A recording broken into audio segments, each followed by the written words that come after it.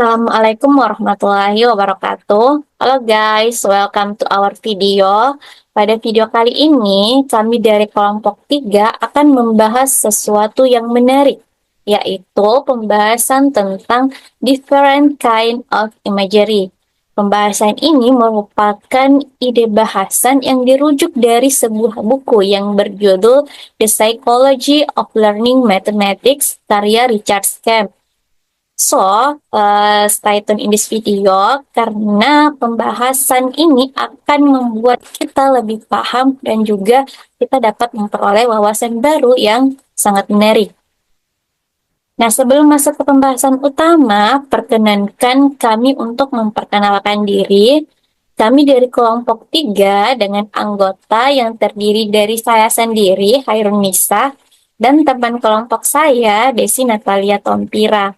Nah, selama beberapa menit ke depan, kami akan membahas paparan informasi yang telah kami rangkum sebelumnya. So, enjoy for watching. Dalam video kali ini ada 3 kata kunci yang akan kita bahas secara lebih mendalam, yaitu terdiri dari matematika, imajinasi mental, dan simbol. Nah, simbol ini nantinya akan ada 2 yang akan dibahas, yaitu simbol visual dan juga simbol verbal. Untuk yang pertama itu adalah matematika. Matematika adalah disiplin ilmu yang dikenal karena sifatnya yang abstrak dan logis. Namun, matematika itu memiliki daya tarik. Daya tariknya itu terletak pada bagaimana kita sebagai manusia itu mampu memahaminya melalui imajinasi mental kita. Nah, yang dimaksud dengan imajinasi mental itu adalah kemampuan kita dalam membentuk gambaran atau representasi dalam pikiran. Kemudian, imajinasi mental juga memainkan peran penting dalam menjembatani abstraksi matematika dengan pemahaman manusia. Nah, dalam imajinasi mental itu ada 2 simbol, yaitu simbol verbal dan simbol visual. Adapun hubungan keduanya ini itu memiliki hubungan yang erat karena keduanya merupakan perwujudan dari proses mental yang terjadi dalam pikiran manusia. Nah, imajinasi mental itu berfungsi sebagai ruang di mana simbol-simbol ini, yaitu simbol visual dan simbol verbal, itu pertama kali diciptakan, kemudian diproses, yang kemudian selanjutnya dimodifikasi sebelum mereka diwujudkan dalam bentuk konkret yang sampai saat ini bisa kita lihat. Simbol verbal itu adalah representasi linguistik atau representasi bahasa dari ide atau konsep pada suatu matematika. Nah, dalam imajinasi mental kita, simbol verbal itu membantu mengatur dan mendeskripsikan gagasan yang abstrak. Adapun untuk simbol visual itu representasi yang berbasis gambar atau bentuk yang digunakan untuk menggambarkan ide-ide yang abstrak. Nah, dalam imajinasi mental, simbol visual itu seringkali muncul sebagai gambar atau sketsa yang membentuk dasar dari pemikiran visual. Jadi, apa yang kita pikirkan itu bisa dituangkan menjadi bentuk gambar atau sketsa. Nah, ketiga kata kunci ini, yaitu matematika, imajinasi, serta simbol, sangat menarik untuk dibahas lebih lanjut. Jadi, simak video ini sampai habis karena kita akan mengupas tuntas bagaimana hubungan dari ketiga kata kunci ini agar kita dapat memperoleh pemahaman yang lebih kaya dan lebih bermakna. Adapun rumusan masalah dari pembahasan video kali ini yaitu ada 5. Yang pertama, apa yang dimaksud dengan imajinasi mental atau apa sih definisi dari imajinasi mental itu? Kemudian yang kedua, apa yang dimaksud dengan simbol visual dan simbol verbal? Dan yang ketiga, bagaimana sih konsep dan contoh dari simbol visual dan juga simbol verbal dalam matematika. Nah, yang keempat, bagaimana simbol-simbol visual dalam geometri serta contoh-contohnya. Kemudian yang kelima, bagaimana perbandingan antara simbol visual dan simbol verbal. Artinya, apa sih perbedaan dari simbol visual dan simbol verbal itu? Pernah tidak kalian membayangkan hal-hal yang tidak pernah kalian lihat sebelumnya? Misalkan kalian uh, membayangkan seseorang yang kalian hanya tahu ciri-cirinya, tapi kalian tidak pernah bertemu atau melihatnya secara langsung. Ataukah apakah kalian pernah membayangkan bentuk dari sebuah tanaman, tapi kalian tidak pernah merabanya secara langsung? Berarti pada saat kalian membayangkan hal-hal tersebut, itu berarti kalian sedang menggunakan imajinasi kalian. Nah, pada tahun 1880-an, Francis Galton menemukan bahwa ternyata setiap orang itu memiliki cara yang berbeda dalam menggunakan imajinasi mental mereka. Apa sih yang dimaksud dengan imajinasi mental itu? Nah, imajinasi mental adalah kemampuan kita sebagai manusia untuk membayangkan atau memvisualisasikan konsep atau sesuatu tanpa adanya stimulus visual nyata. Jadi tanpa dilihat, tanpa diraba, tanpa dirasa, kita bisa membayangkan hal tersebut. Nah, imajinasi mental itu didefinisikan sebagai kemampuan untuk membuat dan memanipulasi gambar dalam pikiran kita tanpa adanya masukan sensorik. Maksud dari tanpa adanya masukan sensorik itu adalah kita tetap bisa membayangkan sesuatu dalam pikiran kita, walaupun tidak ada rangsangan fisik yang terjadi. Misalkan seperti penglihatan, kemudian pendengaran, peraba, penciuman, atau pengecap. Jadi kita bisa membayangkan sesuatu walaupun kita tidak pernah melihatnya, kita tidak pernah mendengarnya, merabanya, kemudian menciumnya, dan lain-lain. Sebagai contoh, misalkan kita membayangkan wajah seseorang seperti yang setelah saya sebutkan tadi. Kemudian, adapun kalau contoh dalam matematika, misalkan kita memikirkan angka yang tidak dapat dilihat atau diraba secara langsung. Kan angka itu adalah sifatnya abstrak, kita hanya tahu simbolnya. Berarti dalam pikiran kita, kita bisa memikirkan atau membayangkan bentuk dari angka tersebut gitu. Eh, Kemudian selanjutnya Galton juga menyatakan bahwa beberapa orang seperti dirinya sendiri itu memiliki imajinasi visual yang kuat. Kemudian ada pula yang lain itu lebih cenderung berpikir melalui kata-kata. Jadi si Galton ini dia lebih kuat di imajinasi visualnya. Dan tetapi ternyata Galton juga menemukan bahwa orang lain itu ada orang lain yang lebih cenderung berpikir melalui kata-kata. Kemudian ada pula individu yang mampu menggunakan kedua jenis imajinasi tersebut, yaitu imajinasi visual dan imajinasi verbal. Nah, adapun Scam dalam bukunya itu membahas dua jenis simbol yang digunakan dalam matematika, yaitu simbol visual dan simbol verbal. Nah, kedua simbol ini itu merupakan representasi dari imajinasi mental seseorang. Penggunaan simbol dalam matematika itu menjadi sesuatu yang tidak terpisahkan dari matematika itu sendiri. Karena salah satu kekuatan atau keunikan dari matematika itu adalah penggunaan simbol dalam penyajian dan mengkomunikasikan suatu ide atau gagasan. Jadi, kekuatan matematika itu terletak pada penggunaan simbol, karena simbol itu kita dapat menyajikannya dan mengkomunikasikannya sehingga ide-ide tersebut atau gagasan-gagasan tersebut bisa tersampaikan secara jelas. Nah, dalam penyajian konsep atau gagasan tersebut dikenal dua jenis simbol, yaitu simbol verbal dan simbol visual. Nah, kedua simbol ini juga dijelaskan dalam buku SCAM yang judulnya The Psychology of Learning of Mathematics.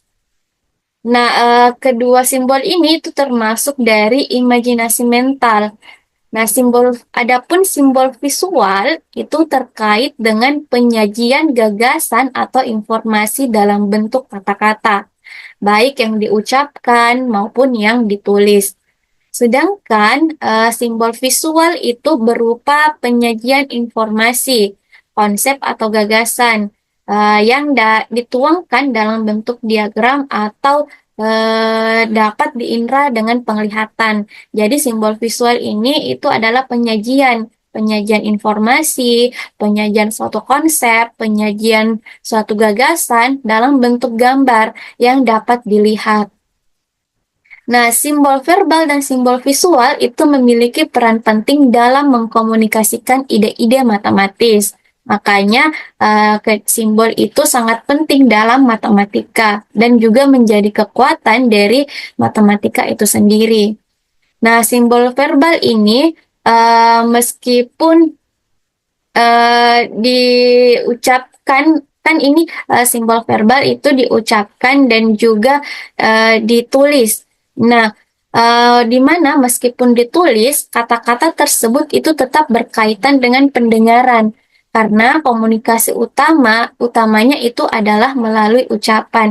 Jadi simbol verbal itu tidak hanya ditulis, tetapi juga diucapkan. Nah, selain diucapkan itu juga menghubungkan atau berhubungan dengan atau berkaitan dengan pendengaran. Karena ketika kita berkomunikasi, kita tidak hanya mengucapkan, tetapi juga ada seseorang yang mendengarkan.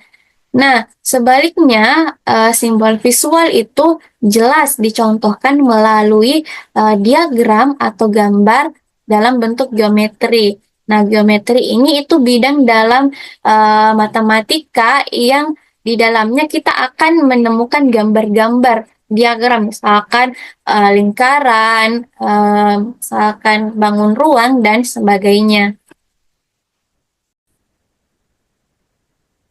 Oke, sebagai contoh dari simbol verbal itu dapat dilihat pada notasi aljabar. Nah, di video ini bisa kalian lihat contoh dari notasi aljabar. Di sini ada dua contoh. Nah, keduanya ini kan merupakan ide-ide matematis yang dituangkan dalam bentuk simbol secara verbal, yaitu berupa notasi aljabar. Jadi simbol verbal itu selain dituliskan juga bisa diucapkan, bisa dibaca.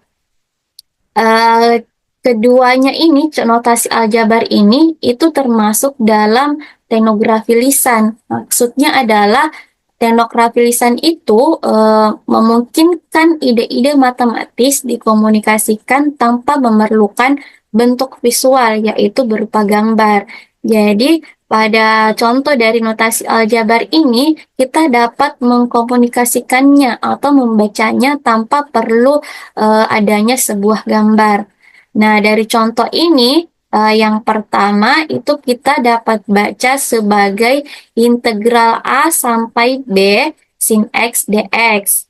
Kemudian yang kedua, kita bisa baca ini juga sebagai himpunan semua nilai X sedemikian sehingga X kuadrat lebih dari atau sama dengan 0. Nah, jadi dari notasi aljabar yang tertulis ini kita bisa mengkomunikasikannya tanpa adanya gambar, suatu gambar.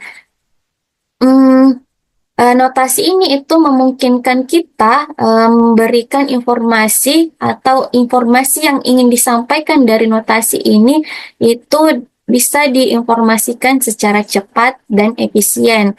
Meskipun ini dapat mengurangi kecenderungan kita untuk membaca secara verbal. Nah, keuntungan dari notasi aljabar itu mencakup penghematan waktu. Maksudnya adalah dari hal ini kita bisa menghemat waktu dalam membacanya. kemudian dapat mengurangi kesalahan, serta dapat meningkatkan kejelasan dan kekuatan dalam menyampaikan ide-ide matematis. Nah, dalam praktiknya, notasi aljabar dan simbol verbal itu sering digunakan dibandingkan dengan diagram atau gambar geometri.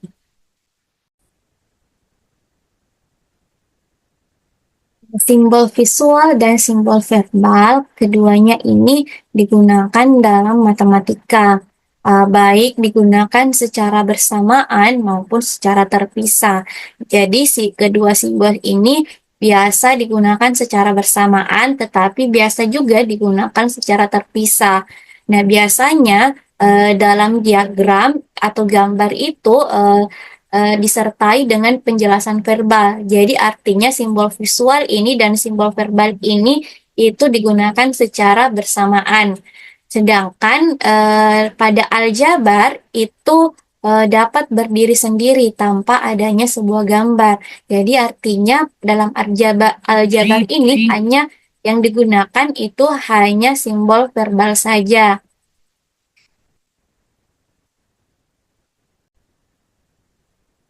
Berkaitan dengan penjelasan sebelumnya, di mana simbol visual dan simbol verbal itu biasa digunakan secara bersamaan. Misalkan, kan penggunaan simbol visual itu tidak terlepas dari objek kajian matematika yang cenderung abstrak, sehingga memerlukan suatu cara penyajian yang lebih konkret untuk membantu siswa dalam memahaminya. Uh, jadi simbol visual ini itu tidak terlepas dari matematika itu, karena kan matematika itu objek abstrak. Jadi kita perlu menyajikannya ke dalam bentuk visual, ke dalam bentuk gambar. Nah, hal ini menyebabkan penggunaan simbol visual itu menjadi sangat penting. Namun demikian, untuk menghindari adanya miskonsepsi dari siswa tentang suatu objek atau tentang suatu gambar yang disajikan dalam bentuk simbol visual, dalam bentuk representasi visual, tentunya diperlukan adanya simbol verbal. Nah, simbol verbal ini digunakan untuk mendefinisikan konsep yang termuat dalam objek tersebut. Artinya, gambar tersebut kita bisa mengkomunikasikannya melalui simbol verbal. Nah, oleh karena itu, penggunaan kedua simbol ini, yaitu simbol visual dan simbol verbal, itu dapat saling melengkapi. Nah, penggunaan kedua simbol ini harus mendapatkan perhatian yang sama, karena keduanya itu saling berhubungan dalam rangka memberikan pemahaman materi kepada siswa. Jadi, memilih dan menggunakan simbol yang bijak serta mengeksplorasi simbol baru itu dapat meningkatkan pemahaman matematis kita, terutama pemahaman matematis terhadap siswa. Sebagai contoh dalam konteks matematika, kita dapat merepresentasikan simbol visual dan simbol verbal. Sebagai contoh, misalkan kita dapat merepresentasikan pengamatan seorang surveyor.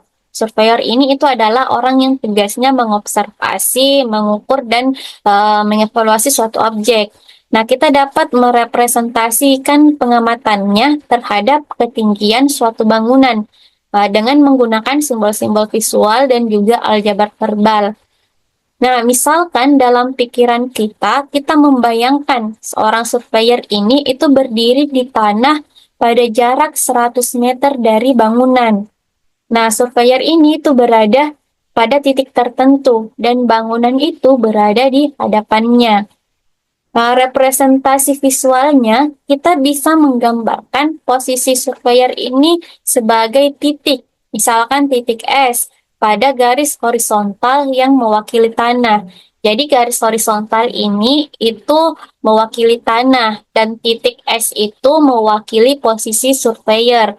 Adapun bangunan, kita bisa menggambarkannya sebagai sebuah persegi panjang, atau bisa juga dengan garis vertikal di ujung garis horizontal. Adapun representasi verbalnya itu kita bisa berupa jarak dari surveyor, jarak dari posisi surveyor ini ke dasar bangunan. Atau bisa juga berupa surveyor berada 100 meter dari bangunan. Jadi simbol verbalnya itu adalah jarak 100 meter. Eh, Selanjutnya, kita juga membayangkan surveyor ini itu mengarahkan pandangannya ke atap bangunan. Dan kita memikirkan bahwa ada garis yang menghubungkan titik pengamatan si surveyor ini ke atap bangunan. Nah, dalam representasi visualnya, kita dapat menggambarkan garis dari titik S, yaitu posisi surveyor ini, menuju titik A atau bangunan. Jadi kita dapat menggambar sebuah garis. Nah, garis ini itu akan membentuk sudut dengan garis horizontal yang menghubungkan titik S dengan dasar bangunan. Nah, bisa dilihat pada gambar ini, itu sudutnya adalah 30 derajat. Nah, sudut 30 derajat ini merupakan representasi simbol verbal, yaitu garis pandang surveyor membentuk sudut elevasi dengan horizontal menuju atap bangunan. Selanjutnya, dalam pikiran kita, kita misalkan kita juga memahami bahwa sudut yang dibentuk oleh garis pandang si surveyor ini dengan garis horizontal itu adalah sudut elevasi. Jadi yang 30 derajat ini itu merupakan sudut elevasi. Sudut elevasi itu adalah sudut antara garis pandang si surveyor dengan garis horizontal yang menghubungkan posisi surveyor dengan dasar bangunan. Nah, dalam gambar, ketika kita menggambarkannya dalam bentuk representasi visual, kita dapat menunjukkan sudut ini dengan notasi sudut. Kemudian, em, nah, dari pengamatan ini juga, kita juga bisa mengimajinasikan untuk menghitung ketinggian bangunan jika kita tahu jarak horizontalnya. Misalkan di gambar ini kan jarak horizontalnya 100 meter, kemudian sudutnya adalah 30 derajat. Jadi, kita dapat dalam representasi visualnya, kita dapat menggambarkan ketinggian bangunan sebagai garis vertikal. Kemudian ini akan membentuk segitiga siku-siku dengan garis horizontal dan garis pandang. Nah, dari ketinggian bangunan itu dapat dihitung dengan menggunakan rumus trigonometri, yaitu misalkan kan di sini H itu misalkan sebagai tinggi dari bangunan, maka kita bisa menggunakan rumus trigonometri H sama dengan 100 tangan 30 derajat atau 100 dikali tangan 30 derajat. Nah, dari sini, dari yang apa saya jelaskan tadi, itu kita dapat menyelesaikan persamaan ini untuk menemukan nilai H, yaitu tinggi bangunan, dengan menggunakan simbol-simbol aljabar. Nah, pendekatan ini itu memanfaatkan dua simbol, yaitu simbol visual yang berupa titik, garis, dan sudut dalam diagram, seperti yang saya jelaskan tadi, yaitu titiknya adalah posisi surveyornya, garisnya yaitu garis horizontal yang merepresentasikan tanah dengan arah garis yang menunjukkan merepresentasikan pandangan. Kemudian dan juga sudut dalam gambar tersebut. Selain itu, pendekatan ini itu juga memanfaatkan simbol verbal, seperti contohnya variabel H untuk tinggi. Nah, ini untuk merepresentasikan situasinya secara matematis. Jadi kita dapat memperoleh hasil dari perhitungan menggunakan rumus trigonometri. Sebagai kesimpulan dari contoh yang saya jelaskan tadi, yang saya bahas tadi, itu dalam contoh tersebut kita dapat menggunakan imajinasi mental untuk membayangkan situasi fisik. Kemudian selain itu kita juga membayangkan bentuk geometrisnya tanpa perlu masukan sensorik secara langsung. Jadi hanya dengan membayangkan kita bisa merepresentasikannya ke dalam bentuk gambar.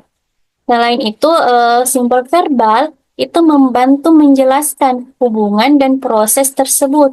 Jadi simbol verbal ini itu dapat membantu kita dalam menjelaskan hubungan dan proses secara deskriptif dan juga dapat berupa notasi. Jadi simbol verbal ini itu dapat menjelaskan hubungan dan juga baik secara deskriptif maupun berupa notasi. Contohnya tadi seperti H untuk tinggi bangunan, kemudian rumusnya.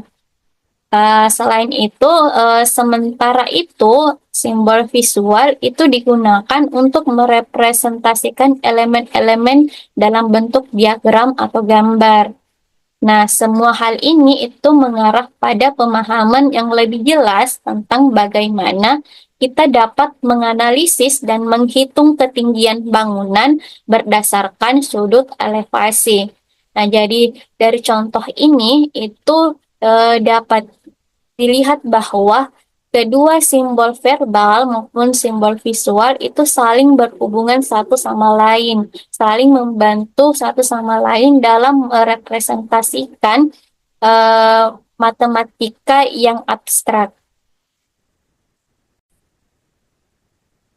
Itulah tadi pemaparan dan pembahasan dari saya, yaitu mengenai imajinasi mental, simbol visual, serta simbol verbal, serta hubungan-hubungannya, dan juga penggunaannya dalam matematika, dan juga contoh-contohnya.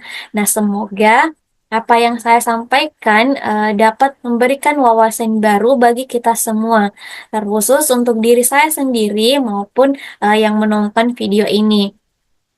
Untuk selanjutnya, pembahasan selanjutnya itu akan membahas lebih dalam mengenai contoh-contoh simbol visual dalam geometri. Nah, terkait pembahasan ini itu akan dilanjutkan oleh teman kelompok saya, yaitu Kak Desi Natalia. Oke, sekian dari saya. Terima kasih. Assalamualaikum warahmatullahi wabarakatuh.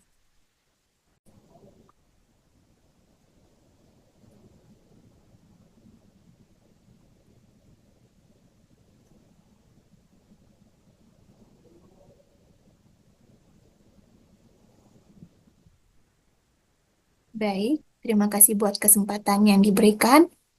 Perkenalkan, saya Desi Natalia Tongpira dengan nomor induk mahasiswa 240007301013 akan melanjutkan presentasi dari teman saya. Materi selanjutnya yaitu pemikiran yang disosialisasikan. Manusia sebagai makhluk sosial memperoleh banyak manfaat dari komunikasi. Keunggulan pemikiran verbal yang memudahkan komunikasi menjadi bagian penting karena simbol verbal seperti kata-kata lebih fleksibel untuk disosialisasikan. Meskipun sering dikatakan bahwa sebuah gambar bernilai 1000 kata, pernyataan ini tidak sepenuhnya menghilangkan kebutuhan akan simbol verbal. Kata-kata dalam bentuk tulisan mungkin kehilangan aspek interaksi langsung. Tetapi simbol verbal aljabar menawarkan keuntungan intrinsik dan menyusun ide yang lebih kompleks dan abstrak yang sulit untuk diwujudkan dalam gambar. Dapat dikatakan bahwa pemikiran verbal lebih mudah disosialisasikan, memperluas pemahaman kita, dan melibatkan interaksi dengan orang lain. Untuk benar-benar memahami sudut pandang seseorang, kita dapat mendengarkan apa yang dia sampaikan, tanpa harus benar-benar berada di posisi mereka. Ini karena penglihatan bersifat individual, sedangkan pendengaran lebih kolektif. Oleh karena itu, simbol visual bersifat lebih individual dan sulit diutarakan, sedangkan simbol verbal lebih mudah dikomunikasikan dan bersifat kolektif. Simbol verbal dalam geometri. Geometri adalah cabang ilmu matematika yang mempelajari hubungan antar titik, garis, sudut, bidang, dan bangun ruang yang bertujuan mengembangkan kemampuan berpikir logis, intuisi spasial, serta pemahaman dan mempresentasikan argumen matematis. Geometri penting karena memiliki 3 manfaat utama. Yang pertama, menghubungkan konsep matematika dengan bentuk fisik di dunia nyata. Yang kedua, memungkinkan munculnya inspirasi dari berbagai bidang matematika. Dan yang ketiga, memberikan contoh sistem matematika yang unik. Simbol geometri lebih abstrak dibandingkan representasi visual objek tertentu. Misalnya, foto. Foto hanya menunjukkan satu aspek dari objek, sementara simbol dapat menggambarkan keseluruhan konsep objek tersebut dengan memperlihatkan bentuk, warna, tekstur, dan ukuran. Perbedaan utama antara simbol visual dan simbol verbal adalah bahwa simbol visual tampak lebih menyerupai objek yang diwakilinya, sementara simbol verbal tidak. Hubungan visual antara simbol dan konsep memiliki keuntungan, yaitu memungkinkan pemahaman yang lebih mudah terhadap sifat-sifat konsep dan hubungan antar elemen yang sulit dijelaskan secara verbal.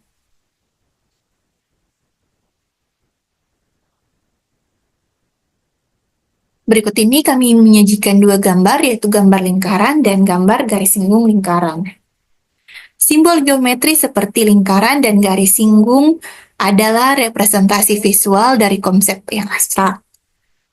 Sebuah diagram lingkaran dengan 2 garis singgung dari titik di luar lingkaran dan jari-jari yang melalui titik-titik singgung tersebut dapat menggambarkan hubungan geometris dengan lebih jelas daripada deskripsi verbal. Namun, kekurangannya adalah bahwa simbol visual harus digambarkan agar dapat mudah dikomunikasikan. Perlu diingat bahwa simbol visual ini bukan untuk mempresentasikan lingkaran tertentu atau garis tertentu, melainkan untuk menunjukkan variabel yang berlaku untuk setiap lingkaran atau garis singgung lingkaran pada umumnya, bukan lingkaran spesifik dengan ukuran tertentu. Alasan-alasan penyajian secara visual. Contoh berikut menunjukkan bahwa kita dapat memanfaatkan simbol visual dengan keunggulan lebih dalam penyajian konsep. Dengan menggunakan beberapa konvensi sederhana, diagram dapat disajikan secara jelas dan efektif. Kita lihat pada gambar yang pertama. Di sini menyatakan garis singgung lingkaran dari suatu titik yang berada di luar lingkaran adalah sama panjangnya. Gambar yang kedua, sudut luar dari sebuah segitiga, maksud yang ini, sudut yang ini, adalah jumlah dari sudut-sudut yang berhadapan, yaitu jumlah dari sudut A ditambah dengan sudut B. Dalam diagram sudut dapat ditampilkan oleh sepasang garis, sementara ukurannya dapat ditunjukkan dengan huruf. Tadi sudut ini digambarkan dengan huruf A dan huruf B. Tanpa adanya diagram, akan sulit untuk menentukan sudut mana yang dimaksud sebagai eksterior dan interior yang berlawanan. Dalam hal ini, pernyataan lisan memiliki keterbatasan dibandingkan dengan pernyataan visual. Diagram memberikan kejelasan dan konteks yang tidak dapat dicapai hanya dengan kata-kata, sehingga meningkatkan pemahaman terhadap konsep yang lebih kompleks.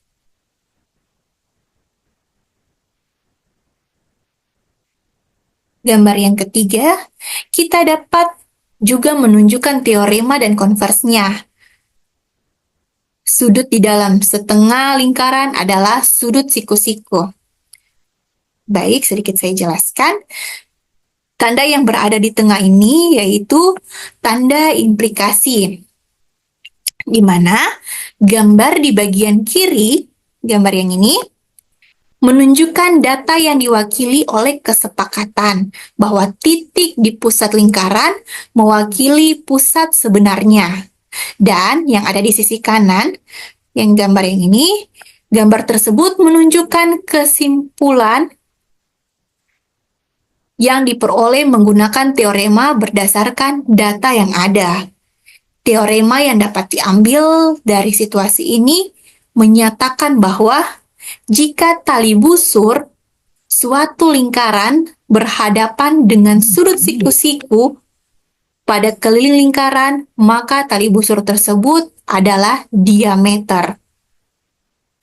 Ini menggambarkan hubungan antara representasi visual dan konsep matematis, di mana gambar tidak hanya membantu memperjelas informasi, tetapi juga mendukung pemahaman teorema yang lebih dalam. Representasi visual seperti ini memungkinkan siswa untuk melihat dan memahami penerapan teorema secara lebih intuitif.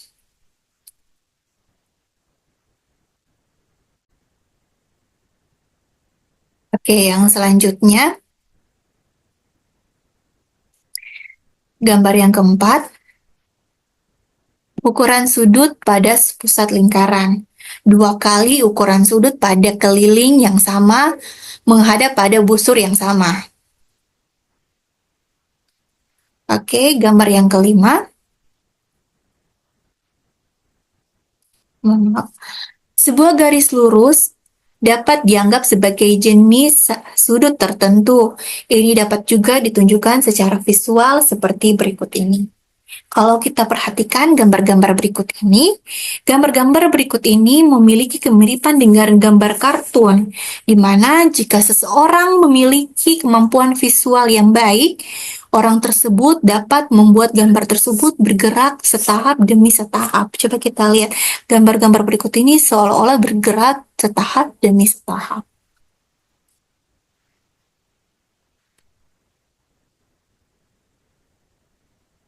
Selanjutnya, perbandingan simbol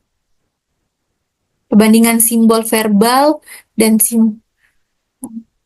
perbandingan simbol visual dan simbol verbal.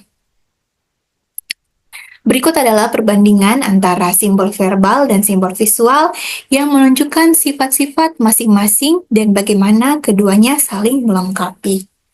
Simbol yang pertama, simbol verbal. Yang pertama, sifatnya abstrak yang bebas dari konfigurasi spasial.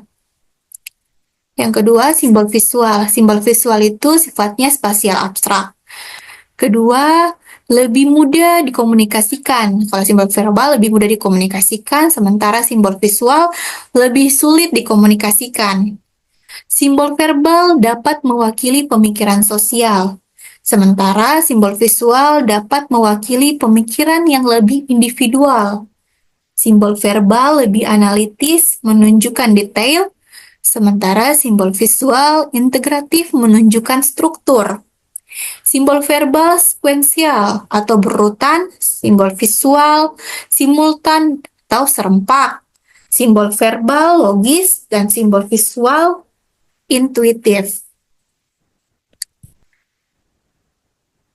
Sifat-sifat yang dapat dikomunikasikan dalam sistem aljabar verbal memberikan keunggulan dibandingkan sistem visual.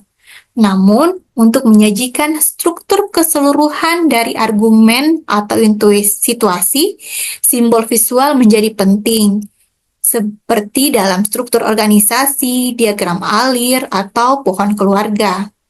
Nilai simbol visual juga terlihat ketika dinyatakan dalam simbol aljabar, yang memungkinkan pembaca memahami keseluruhan argumen dengan cepat. Ia memudahkan kita melihat permulaan dan kesimpulan sebelum menganalisis detailnya. Ketika verbal dituliskan, ia menunjukkan struktur tambahan yang mencakup implikasi logika. memungkinkan analisis yang lebih fleksibel daripada alur konvensional.